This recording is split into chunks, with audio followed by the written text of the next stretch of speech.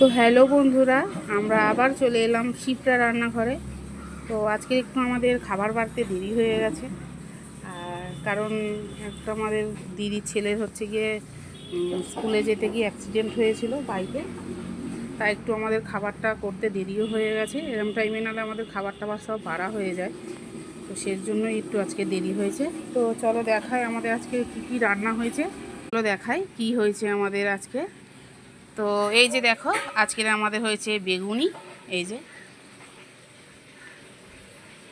হয়েছে আমাদের বেগুনি, আর হয়েছে এই যে ডাল, পেঁয়াজ দিয়ে ডাল হয়েছে। এই যে দেখো, আর হয়েছে এই যে ঝিঙে আলুর পোস্ত।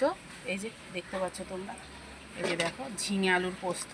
এই যে দেখো, আর হয়েছে ডিম। এই যে ডিম,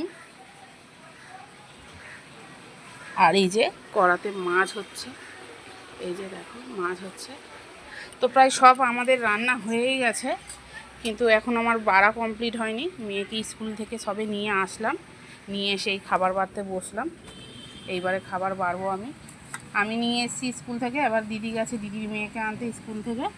এখন আমি এই রান্নাটা দেখছি আর এই বসাচ্ছি। আর খুব গরম পড়েছে, তোমরা একটু সবাই সাবধানে থেকো, সবাই বাচ্চাদেরকে একটু খেয়াল রেখো।